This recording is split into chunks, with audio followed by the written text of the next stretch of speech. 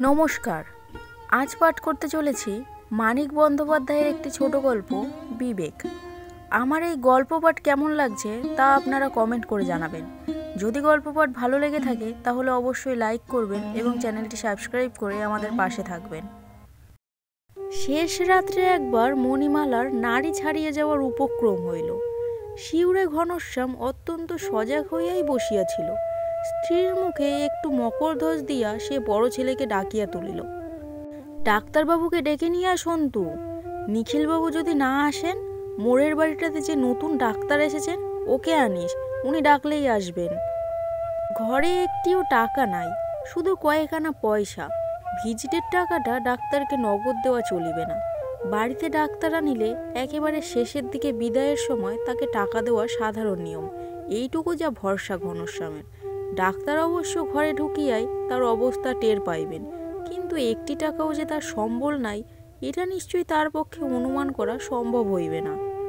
মণিমালাকে ভালোভাবেই পরীক্ষা করিবেন। মরণকে ঠেকানোর চেষ্টার কোনো ত্রুটি হইবে না। বাঁচাইয়া রাখার জন্য দরকারি ব্যবস্থার নির্দেশও তার কাছে পাওয়া যাইবে। তারপর, শুধু তারপর ঘনশ্যাম ডাক্তারের সামনে দুটি হাত জোড়া করিয়া বলিবে, আপনার ফিটা সকালে পাঠাইয়া দেব ডাক্তারবাবু। মণিমালার সামনে অদ্ভুত ভঙ্গিতে হাত জোড় করিয়া বিড়বিড় করিয়া কথাগুলো বলিতেছে। ঘুম ভরা কাঁদো কাঁদো চোখে বড় মেয়েটা তাকে দেখিতেছে। আঙুলে করিয়া আরও খানিকটা মকরধ্বজ সে মণিমালার মুখে গুজিয়া দিল। ওষুধ গেলিবার ক্ষমতা অথবা চেষ্টা মণিমালার আছে মনে হয় না। হিসেবে হয়তো তার ভুল হইয়া গিয়াছে। আরও আগে ডাক্তার ডাকিতে পাঠানো উচিত ছিল। ডাক্তারকে সে ঠকাইতে যায় না। ডাক্তারের প্রাপ্য সে 2-4 দিনের মধ্যে পাঠাইয়া দেবে। মণিমালা মরুক অথবা বাঁচুক, তবু গোড়ায় কিছু না বলিয়া রোগীকে দেখাইয়া ডাক্তারের কাছে ব্যবস্থা আদায় করার হিসেবে একটু প্রবঞ্চনা আছে বইকি। এসব হিসেবে গলদ থাকিয়া যায়, কিন্তু উপায় কি? ডাক্তার না দেখাইয়া মণিমালাকে তো মরিতে দেওয়া যায় না। আগুন করে হাতে পায়ে শেক দে লতা, কাঁদিস নে হারামজাদি, ওরা উঠে যদি কান্না শুরু করে তোকে মেরে ফেলব। মণিমালার একটি হাত তুলিয়া সে নাড়ি পরীক্ষার চেষ্টা করিল। 2 হাতে 2টি রুলি এখনো তার আছে। সজ্ঞানে এ রুলি সে কিছুতেই খুলিতে দেয় নাই। কাল সন্ধ্যায় জ্ঞান প্রায় ছিল না, তখন একবার খুলিবার চেষ্টা করিয়াছিল। চোখ কপালে তুলিয়া যন্ত্রণায় মুখ বিকৃত করিয়া মণিমালাকে খাবি খাওয়ার উপক্রম করিতে দেখিয়া সাহস হয় নাই। এখন অনায়াসে খুলিয়া নেওয়া যায়, সে টেরও পাইবে না। সকালেই ডাক্তারকে টাকা দেওয়া চলিবে, ওষুধপত্র আনা যাইবে, কিন্তু লাভ কি হবে শেষ পর্যন্ত, সেইটাই ভাবনার বিষয়। রুলি বেচা পয়সায় কিনা ওষুধ খাইয়া জ্ঞান হইলে হাত খালি দেখিয়া মণিমালা যদি হার্ট ফেল করে। সন্তু যখন ফিরিয়া আসিল, চারিদিক ফর্সা হইয়া আসিয়াছে। মণিমালা ততক্ষণে খানিকটা সামলাইয়া উঠিয়াছে। খুঁজিয়া নাড়ি পাওয়া যাইতেছে, নিঃশ্বাস সহজ হইয়া আসিয়াছে। ডাক্তার আসেন নাই শুনিয়া ঘনশ্যাম আরাম বোধ করিল। নিখিল ডাক্তার বলিয়া দিয়াছেন বেলা 10টা নাগাদ আসিবেন। মোড়ের বাড়ির নতুন ডাক্তারটি ডাকা মাত্র উৎসাহের সঙ্গে জামা গায়ে দিয়া ব্যাগ হাতে রওনা হইতেছিলেন। হঠাৎ কি ভাবিয়া সন্তুকে জিজ্ঞাসা করিলেন, তুমি কাঁদছ কেন খোকা? মা মরে যাবে ডাক্তারবাবু। শেষ অবস্থা নাকি? বলে ডাক্তার নিরুৎসাহ হইয়া পড়িলেন। তারপর ভাবিয়া চিন্তিয়া 4টে টাকার জন্য সন্তুকে বাড়ি পাঠাইয়া দিয়াছেন। কাছেই তো বাড়ি। তিনি প্রস্তুত হইয়া রহিলেন, টাকা লইয়া গেলেই আসিবেন। সন্তুকে তিনি আরও বলিয়া দিয়াছেন, নগদ 4টে টাকা যদি বাড়িতে নাও থাকে, 3টে কি অত্যন্ত 2টো টাকা নিয়েও সে যেন যায়, বাকি টাকাটা পরে দিলেও চলবে। তুই কাঁদতে গেলি কেন লক্ষ্মী ছাড়া? এ ডাক্তারটি আসিলে মন্দ হইত না। ডাক্তারকে ডাক্তার, ছ্যাঁচড়াকে ছ্যাঁচড়া। টাকাটা যতদিন খুশি ফেলিয়া রাখা চলিত, একেবারে না দিলেও কিছু আসিয়া যাইত না। এসব অর্থের কাঙাল নিচু স্তরের মানুষ সম্বন্ধে ঘনশ্যামের মনে গভীর অবজ্ঞা আছে। এদের একজন তাকে মিথ্যেবাদী প্রবঞ্চক বলিয়া জানিয়া রাখিছেন। ভাবিলে সে গভীর অস্বস্তি বোধ করে না, মনের শান্তি নষ্ট হইয়া যায় না। ঘরের অপর প্রান্তে মণিমালার বিছানার হাত 3 তফাতে নিজের বিছানায় গিয়া ঘনশ্যাম শুইয়া পড়িল। ভিজা ভিজা লাগিতেছে বিছানাটা। ছোট মেয়েটা সারা রাত চোরকির মতো বিছানায় পাক খায়। কখন আসিয়া এদিকে তার বিছানা ভিজাইয়া ওপাশে থোকার ঘাড়ে পা তুলিয়া দিয়া অকাতরে ঘুমাইতাছে। মারিবে? এখন মারিলে অন্যায় হয় না। সজোরে এক চর বসাইয়া দেবে ওর পিঠের ওই পাজরার অথবা লোল ও তুলার আশমাখানো গালে। আধ ঘন্টা ধরিয়া চিৎকার করিবে মেয়েটা। মণিমালা ছাড়া কারো সাধ্য হইবে না সহজে ওর সেই কান্না থামায়। আধ ঘন্টা মরার মতো পড়িয়া থাকিয়া ঘনশ্যাম উঠিয়া পড়িল। অশ্বনীর কাছেই আবার সে কয়েকটা টাকা ধার চাইবে? যা থাকে কপালে। এবার হয়তো রাগ করিবে। অশ্বনী মুখ ফিরাইয়া বলিবে তার টাকা নাই, হয়তো দেখাই করিবে না। তবু অশ্বনীর কাছেই তাকে হাত পাতিতে হইবে, আর কোনো উপায়ই নাই। বহুকালের পুরনো পোকায় কাটা সিল্কের জামাটি দিন তিনেক আগে বাহির করা হইয়াছিল। গায়ে দিতে গিয়া ঘনশ্যাম থামিয়া গেল। আর জামা নাই বলিয়া সে যে এই জামাটি ব্যবহার করিতেছে, এই জামা গায়ে দিয়া বাজার পর্যন্ত করিতে যায়। অশ্বিনী তা টের পাইবে না। ভাবিবে বড়লোক বন্ধুর সাথে দেখা করিতে যাইবে বলিয়া বাক্স প্যাটরা ঘটাইয়া মন্ধাত্তার আমলের পোকায় কাটা দাগ ধরা সিল্কের পাঞ্জাবিটি সে বাহির করিয়াছে। মনে মনে হয়তো হাসিবে অশ্বিনী। তার চেয়ে ছেঁড়া ময়লা শার্টটা পরিয়া যাওয়াই ভালো। শার্টের ভেড়াটুকু সেলাই করা হয় নাই দেখিয়া ঘনশ্যামের অপূর্ব সুখকর অনুভূতি জাগিল। কাল লতাকে সেলাই করিতে বলিয়াছিল, একবার নয় দুবার। সে ভুলিয়া গিয়াছে। ন্যায়সঙ্গত কারণে মেয়েটাকে মারা চলে। ও বড় হইয়াছে, কাদাকাটা করিবে না। কাঁদিলেও নিঃশব্দে কাঁদিবে মুখ বুঝিয়া। লতা এদিকে আয়, এদিকে আয় হারামজাদি মেয়ে। চর খাইয়া ঘনশ্যামের অনুমান মতো নিঃশব্দে কাঁদিতে কাঁদিতে লতা শার্ট সেলাই করে। আর বিড়ি ধরাইয়া টানিতে টানিতে গভীর তৃপ্তির সঙ্গে ঘনশ্যাম আর চোখে তার দিকে তাকায়। মায়া হয়, কিন্তু আফসোস হয় না। অন্যায় করিয়া মারিলে আফসোস ও অনুতাপের কারণ থাকিত। অশ্বনীর মস্ত বাড়ির বাহারে গেট পার হওয়ার সময় সবিনয় ও নম্রতায় ঘনশ্যামের মন যেন গলিয়া যায়। দাসানুদাস কীটাণুকীটের চেয়ে নিজেকে তুচ্ছ মনে হয়। সমস্তক্ষণ মর্মে মর্মে উপলব্ধি করে যে ধনহীনতার মতো পাপ নাই। রাস্তায় নামিয়া যাওয়ার পর বহুক্ষণ পর্যন্ত এই ভয়াবহ অপরাধের ভারে সে যেন 2-1 ডিগ্রি সামনে বাকিয়া পুজো হইয়া থাকে। সবে তখন 8টা বাজিয়াছে। সদর বৈঠকখানার পর অশ্বনীর নিজের বসিবার ঘর। মাঝখানের দরজায় পুরো দুর্ভেদ্য পর্দা ফেলা থাকে। এত সকালেও বৈঠকখানায় 3 জন অচেনা ভদ্রলোক ধর্ণা দিয়া বসিয়া আছেন। ঘনশ্যাম দমিয়া গেল। একটু ইতস্তত করিয়া সাহসে বুক বাঁধিয়া পর্দা ঠেলিয়া ঢুকিয়া পড়িল অশ্বনীর বসিবার ঘরে। অন্দর হইতে অশ্বনী প্রথমে এ ঘরেই আসিবে। ঘরে ঢুকিয়াই ঘনশ্যাম সাধারণভাবে বুঝিতে পারিয়াছিল ঘরে কেউ নাই। সোনার ঘড়িটার দিকে চোখ পড়ার পর আর একবার বিশেষভাবে সে বুঝিতে পারিল ঘর খালি। উনানে বসানো কেটলিতে যেমন হঠাৎ শো শো আওয়াজ শুরু হয় এবং খানিক পরে আওয়াজ কমিয়া জল ফুটিতে থাকে, ঘনশ্যামের মাথাটা তেমনি খানিকক্ষণ শব্দিত হইয়া থাকিয়া থাকিয়া ভাঙা ভাঙা ছাড়া ছাড়া চিন্তায় ডগবগ করিয়া উঠিল। হৃৎপিণ্ড পাজরে আছাড় খাইতে শুরু করিয়াছে। গলা শুকাইয়া গিয়াছে। হাত পা কাঁপিতেছে ঘনশ্যামের। নির্জন ঘরে টেবিল হইতে তুলিয়া একটা ঘড়ি পকেটে রাখা এত কঠিন, কিন্তু দেরি করা বিপজ্জনক। ঘড়িটা যদি তাকে নিতেই হয়, অবিলম্বে নেওয়াই বুদ্ধিমানের কাজ। দেরি করিতে করিতে হয়তো শেষ পর্যন্ত সে যখন ঘড়িটা তুলিয়া পকেটে ভরিতে যাইবে, ঠিক সেই সময় কেউ ঘরে ঢুকিয়া সব দেখিয়া ফেলিবে। কেউ না দেখিলে তার কোনো ভয় নাই। সদংশজাত শিক্ষিত দ্রো সন্তান সে। সকলে তাহাকে নিরীহ ভালো মানুষ বলিয়া জানে। যেমনই হোক, অশ্বনীর সে বন্ধু, তাকে সন্দেহ করার কথা কে ভাবিবে? ঘড়ি সহজেই হারাইয়া যায়। চাকর ঠাকুর চুরি করে, সন্ন্যাসী ভিখারি চুরি করে। শেষবার ঘড়ি কোথায় খুলিয়া রাখিয়াছিল মনে পড়িয়াও যেন মনে পড়িতে চায় না মানুষের। অশ্বনীর সোনার ঘড়ি কোথায় ছিল, কে নিয়াছে, কে বলিতে পারিবে? তারপর ঘড়িটা অবশ্য একসময় ঘনশ্যামের পকেটে চলিয়া গেল। বুকের ধরপরানি ও হাতে পায়ের কাঁপুনি থামিয়া তখন নিজেকে তার অসুস্থ দুর্বল মনে হইতেছে। হাঁটু দুটি যেন অবশ হইয়া গিয়াছে। পেটের ভেতর কিসে জোরে টানিয়া ধরিয়াছে, আর সেই টানে মুখের চামড়া পর্যন্ত শিরশির করিতেছে। বৈঠকখানায় পা দিয়াই ঘনশ্যাম থমকিয়া দাঁড়াইয়া পড়িল। অশ্বনীর পুরনো চাকর পশুপতি উপস্থিত ভদ্রলোকেদের চা পরিবেশন করিতেছে। ঘড়িটা পকেটে রাখিতে সে যে এতক্ষণ ইতস্তত করিয়াছে ঘনশ্যামের ধারণা ছিল না। হিসেবে একটা ভুল হইয়া গেল। পশুপতি মনে রাখিবে, এ ঘর হইতে তার বাহিরে যাওয়া, তার থমক চমক, শুকনো মুখ কিছুই সে ভুলিবে না। কেমন আছেন ঘনশ্যাম বাবু? চা দিই? দাও একটু। দোবদুরস্ত ফর্সা ধুতি ও শার্ট, পায়ে স্যান্ডেল, তার চেয়ে পশুপতিকে ঢের বেশি ভদ্রলোকের মতো দেখাইতেছে। ঘনশ্যামের শুধু একটু সান্ত্বনা যে আসলে পশুপতি চোর। অশ্বনী নিজেই অনেকবার বলিয়াছে সে 1 নম্বরের চোর, কিন্তু কি প্রশ্রয় বড়লোকের এই পেয়ারের চোর চাকরের। 1 কাপ চা দেওয়ার সঙ্গে বড়লোক বন্ধুর চাকর যে কতখানি অপমান পরিবেশন করিতে পারে খেয়াল করিয়া ঘনশ্যামের গায়ে যেন জ্বালা ধরিয়া গেল। আজ কিন্তু প্রথম নয়, পশুপতি তাকে কোনোদিন খাতির করে না। একটু অদ্ভুত মার্জিত অবহেলার সঙ্গে তাকে শুধু সহ্য করিয়া যায়।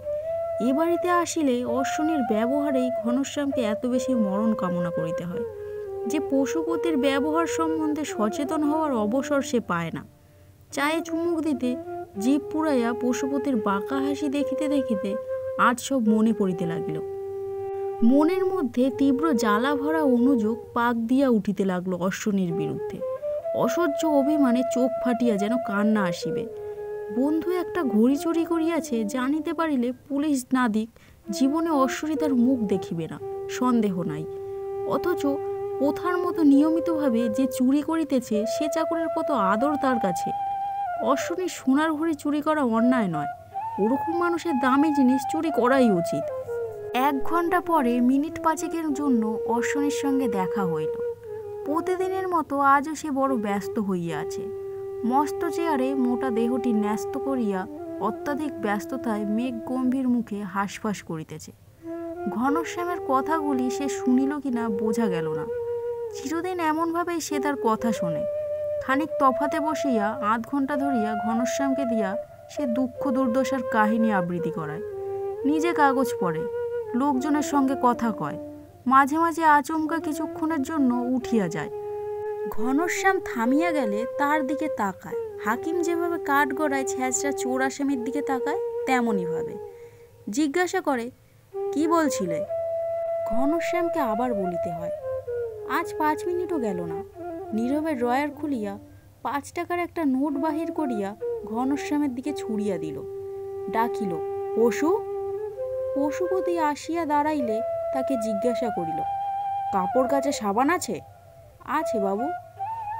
এই বাবুকে 1 খণ্ড সাবান এনে দাও। জামা কাপড়টা বাড়িতে নিজেই একটু কষ্ট করে কেচে নিও ঘনশ্যাম, গরিব বলে নোংরা থাকতে হবে।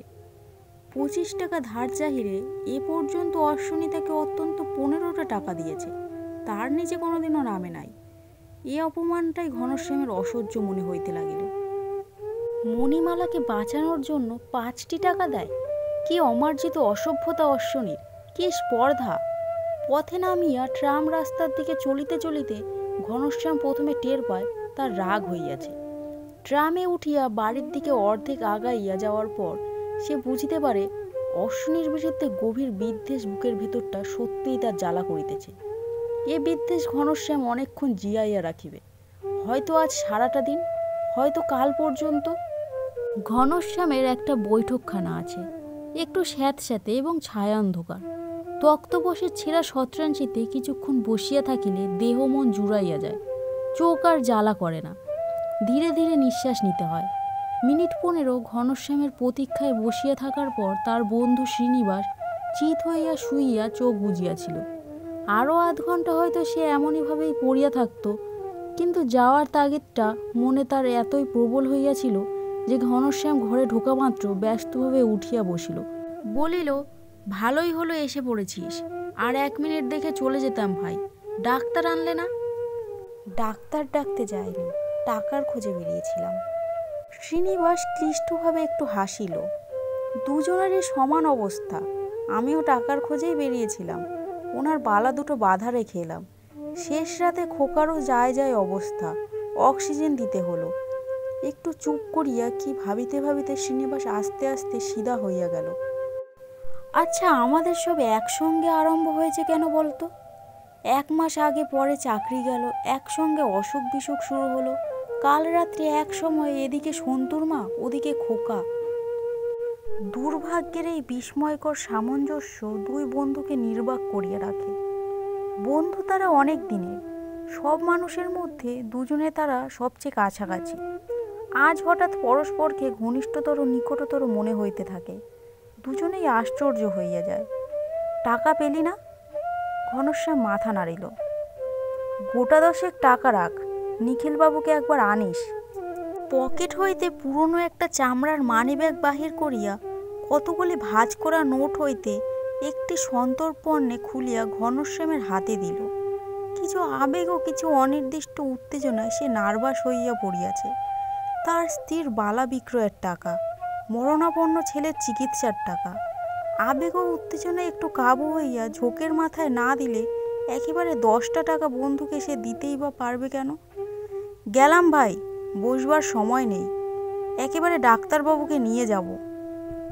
একটু অতিরিক্ত ব্যস্তভাবেই সে চলিয়া গেল। নিজের উদারতায় লজ্জা পাইয়া বোধ হয় অস্বস্তি বোধ করিতেছিল। 2 মিনিটের মধ্যে আরও বেশি ব্যস্তভাবে সে ফিরিয়া আসিল। আতঙ্কে ধরা গলায় বলিল, ব্যাগটা ফেলে গেছি। এখানে? পকেটে রাখলি যে? পকেটে রাখবার সময় বোধ হয় পড়ে গেছে। তাই যদি হয় তক্তপোষে পড়িয়া থাকার কথা। ঘনশ্যামকে টাকা দিয়া পকেটে ব্যাগ রাখিবার সময় শ্রীনিবাস বসিয়াই ছিল। ঘর এত বেশি অন্ধকার নয় যে চামড়ার একটা মানিব্যাগ চোখে পড়িবে না। তবে তক্তপোষের নিচে বেশ অন্ধকার। আলো জ্বালিয়া তক্তপোষের নিচে আয়নায় প্রতিফলিত আলো ফেলিয়া খোঁজ হইল। মেঝেতে চোখ বুলাইয়া কতবার যে শ্রীনিবাস সমস্ত ঘরে পাক খাইয়া বেড়াইল। ঘনশ্যামের সঙ্গে 3 বার পথে নামিয়া 2টি বাড়ির পরে পান বিড়ির দোকানের সামনে পর্যন্ত খুঁজিয়া আসিল। তারপর তক্তপোষে বসিয়া পড়িয়া মরার মতো বলিল, কোথায় পড়িল তবে? এইটুকু মোটে গেছি, বিড়ির দোকান পর্যন্ত। 1 পয়সার বিড়ি কিনবো বলে পকেটে হাত দিয়া দেখি ব্যাগ নেই। ঘনশ্যাম আরও বেশি মরার মতো বলিল, রাস্তায় পড়েছে মনে হয়, পড়া মাত্র হয়তো কেউ কুড়িয়ে নিয়েছে। তাই হবে, কিন্তু এইটুকু সময়ের মধ্যে রাস্তায় পড়ল, একজন কুড়িয়ে নিল। পকেট থেকে পড়বেই বা কেন, তাই ভাবছি। যখন যায় এমনভাবেই যায়, শনির দৃষ্টি লাগলে ওরা শোল মাছ পালাতে পারে। তাই দেখছি, বিনা চিকিৎসায় ছেলেটা মারা যাবে। ঘনশ্যামের মুখের চামড়ায় টান পড়িয়া শিরশির করিতে থাকে। অশ্বনীর সোনার ঘড়িটা পকেটে ভরিবার পর এমনই হইয়াছিল। এখনও ব্যাগটা ফিরিয়া দেওয়া যায়। অসাবধানতা বন্ধুর সাথে এইটুকু তামাশা করা চলে, তাতে দোষ হয় না। তবে 10টা টাকা দিলেও ডাক্তার লইয়া গিয়া ছেলেকে দেখাইতে পারিবে। 10 টাকায় মণিমালার যদি চিকিৎসা হয়, ওর ছেলেরও হইবে না কেন? শ্রীনিবাস নীরবে নোটটি ফিরাইয়া লইল, পকেটে রাখিল না, মুঠা করিয়া ধরিয়া বসিয়া রইল। সমান বিপন্ন বন্ধুকে খানিক আগে যাচাইয়া যে টাকা দিয়াছিল, সেটা ফিরাইয়া লইয়ার সঙ্গতি অসঙ্গতির বিচার হয়তো করিতেছে। নিরুপায় দুঃখ ব্যাগ হারানোর দুঃখ নয়, এই 10 টাকা ফেরত লইতে যাওয়ার দুঃখ। হয়তো ওর কান্না আসিবার উপক্রম হইয়াছে। ওর পক্ষে কিছুই আশ্চর্য নয়। ঘনশ্যাম মমতা বোধ করে, ভাবে মিছিমিছি ওর মনে কষ্ট দেওয়া উচিত নয়। গোটা 25 টাকা জোগাড় করতে পারবো শ্রীনিবাস। পারবি? বাঁচা গেল। আমি তাই ভাবছিলাম, সন্তুর মার চিকিৎসা না করিলেও তো চলবে না। শ্রীনিবাস চলিয়া যাওয়ার খানিক পরেই হঠাৎ বিনা ভূমিকায় ঘনশ্যামের সর্বাঙ্গ একবার শিহরণ বইয়া গেল, ঝাঁকুনি লাগার মতো জোরে। শ্রীনিবাস যদি কোনো কারণে গা ঘেঁষিয়া আসিত, কোনো রকমে যদি পেটের কাছে তার কোনো অঙ্গ ঠেকিয়া যাইত, তাড়াতাড়িতে শার্টের নিচে কোচার সঙ্গে ব্যাগটা বেশি গুজিয়া দিয়াছিল। শ্রীনিবাসের যদি এদিক ওদিক ঘুরিয়া খোঁজার সময় আলগা হইয়া যদি ব্যাগটা পড়িয়া যাইত, পেট ফুলিয়া ব্যাগটা শক্ত করিয়া আটকাইতেও তার সাহস হইতেছিল। বেশি উঁচু হইয়া উঠিলে যদি চোখ পড়ে। অশ্বনীর সোনার ঘড়ি আলগাভাবে শার্টের পকেটে ফেলিয়া রাখিয়া কতক্ষণ ধরিয়া চা খাইয়াছে, লোকের সঙ্গে আলাপ করিয়াছে, অশ্বনীর সঙ্গে আলাপ করিয়াছে, কিন্তু এমন ভয়ঙ্কর আতঙ্কর তো একবারও হয় নাই। সেইখানেও ভয় ছিল বেশি। তার ব্যাগ লুকানোকে শ্রীনিবাস নিছক তামাশা ছাড়া আর কিছু মনে করিত না। এখনও যদি ব্যাগ বাহির করিয়া দেয়, শ্রীনিবাস তাই মনে করিবে। তাকে চুরি করিতে দেখিলেও শ্রীনিবাস বিশ্বাস করবে না সে চুরি করিতে পারে, কিন্তু কোনো রকমে তার পকেটে ঘড়িটার অস্তিত্ব টের পাইলে অশ্বনী তো ওরকম কিছু মনে করিত না, সোজাসুজি তাকে বিনা দ্বিধায় চোর ভাবিয়া বসিত। ভাবিলে এখন তার আতঙ্ক হয়, সেখানে কি নিশ্চিত হইয়াছিল ঘড়ির ভারে ঝুলিয়া পড়িয়াছিল পাতলা শার্টের পকেটটা? তখন সে খেয়ালও করে নাই। অশ্বনী যদি জিজ্ঞাসা করিয়া বসিত, তোমার পকেটে কি ঘনশ্যাম? ঘরের স্যাঁতস্যাঁতে সইতে ঘনশ্যামের অন্য সব দুশ্চিন্তা টান করা চামড়ার ভিজিয়া ওঠার মতো শিথিল হইয়া যায়। উত্তেজনা ঝিমাইয়া পড়ে, মনের মধ্যে কষ্টরোধের মতো চাপ দিতে থাকে, শুধু এক দুর্বহ উদ্বেগ। অশ্বনীর মনে খটকা লাগিবে, অশ্বনী সন্দেহ করিবে। পশুপতি তাকে অশ্বনীর বসিবার ঘর হইতে বাহির হইয়া আসিতে দেখিয়াছিল। পশুপতি যদি ও কথা তাকে বলিবে নিশ্চয়। অশ্বনীর কি মনে হইবে না ঘড়িটা ঘনশ্যাম নিলেও নিতে পারে? এই ভাবনাটাই মনের মধ্যে অবিরত পাক খাইতে থাকে। শরীরটা কেমন অস্থির অস্থির করে ঘনশ্যামের। সন্দেহ যদি অশ্বনীর হয়, ভাষা ভাষা ভিত্তিহীন কাল্পনিক সন্দেহ, তাতে কি আসিয়া যায় ঘনশ্যাম বুঝিয়া উঠিতে পারে না। এতদিন সে যে অশ্বনীর ঘড়ি চুরি করে নাই, কোনো সন্দেহ তার সম্বন্ধে জাগে নাই। অশ্বনী কি এমন খাতিরটা সে তাকে করিয়াছে? শেষ রাত্রে মণিমালার নাড়ি ছাড়িয়া যাওয়ার উপক্রম হইয়াছিল শুনিয়া 5 টাকা সে তাকে দিয়াছে। একতারা 10 টাকার নোটের ভিতর হইতে খুঁজিয়া বাহির করিয়া 5 টাকার একটি নোট ছুড়িয়া দিয়াছে, আর দিয়াছে একখানা কাপড় কাচা সাবান, চাকরকে দিয়া আনাইয়া দিয়াছে। সন্দেহ ছোট কথা, অশ্বনী তাকে চোর বলিয়া জানিলেই বা ক্ষতি কি? বাড়ির সামনে গাড়ি দাঁড়ানোর শব্দে চমকাইয়া ওঠে। নিশ্চয়ই অশ্বনী আসিয়াছে, পুলিশ নয় তো? অশ্বনীকে বিশ্বাস নাই। ঘড়ি হারাইছে টের পাওয়া মাত্র পশুপতির কাছে খবর শুনিয়া সে হয়তো একেবারে পুলিশ লইয়া বাড়ি সার্চ করিতে আসিয়াছে। অশ্বনী সব পারে। না, অশ্বনী নয়, নিখিল ডাক্তার মণিমালাকে দেখিতে আসিয়াছে। কিন্তু ঘড়িটা এভাবে কাছে রাখা উচিত নয়, বাড়িতে রাখাও উচিত নয়। ডাক্তার বিদায় হইলে সে ঘড়িটা বেচিয়া দিয়া আসবে, যেখানে হোক, যত দামে হোক। নিখিল ডাক্তার মণিমালাকে পরীক্ষা করে, অর্ধেক মন দিয়া ঘনশ্যাম তার প্রশ্নের জবাব দেয়। সোনার ঘড়ি কোথায় বিক্রি করা সহজ ও নিরাপদ, তাই সে ভাবিতে থাকে সমস্তক্ষণ। বাহিরের ঘরে গিয়া কিছুক্ষণের সংকেতময় নীরবতার পর নিখিল ডাক্তার গম্ভীর মুখে যা বলে, তার মানে সে প্রথমটা বুঝিয়া উঠিতে পারে না। মণিমালা বাঁচিবে না? কেন বাঁচিবে না? এখন তো আর টাকার অভাব নাই, যতবার খুশি ডাক্তার আনিয়া চিকিৎসা করাইতে পারিবে। মণিমালা না বাঁচার কি কারণ থাকিতে পারে? ভালো করে দেখেছেন? বোকার মতো প্রশ্ন করা, মাথার মধ্যে সব যেরকম গোলমাল হইয়া যাইতেছে, তাতে বোকা না বনিয়াই বা সে কি করে? গোড়ায় ডাক্তার ডাকিলে সময় মতো 2-4টা ইঞ্জেকশন পড়িলে মণিমালা বাঁচিত। 3-4 দিন আগে ব্রেন কমপ্লিকেশন আরম্ভ হওয়ার প্রথম দিকে চিকিৎসা আরম্ভ হইলেও বাঁচানো সম্ভব ছিল। 3-4 দিন মণিমালা যে ক্রমাগত মাথাটা এপাশ ওপাশ করিত, চোখ কপালে তুলিয়া রাখিত, সেটা তবে ব্রেন খারাপ হওয়ার লক্ষণ? রুলি খুলিতে গেলে সে সজ্ঞানে বাধা দেয় নাই, হাতে টান লাগায় আপনা হইতে মুখ বিকৃত হইয়া গলায় বৃষ্টি ভাঙা ভাঙা আওয়াজ করিয়াছিল। স্থির নিশ্চল না হইয়াও মানুষের জ্ঞান যে লোপ হইতে পারে, অত কি ঘনশ্যাম জানিত? চেষ্টা প্রাণপণে করিতে হইবে, তবে এখন সব ভগবানের হাতে। ডাক্তার ভগবানের দোহাই দেয়। এতদিন সব ডাক্তারের হাতে ছিল, এখন ভগবানের হাতে চলিয়া গিয়াছে।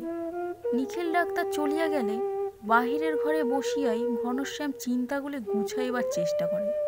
কালো মণিমালার মৃত্যু পেয়ে নিশ্চিত ছিল। ডাক্তারের এই কথায় তার কিছুতেই বিশ্বাস হইতে চায় না। শেষ রাত্রে নাড়ি ছাড়িয়া একরকম মরিয়া গিয়াও মণিমালা তবে বাঁচিয়া উঠিল কেন? তখন তো শেষ হইয়া যাইতে পারিত।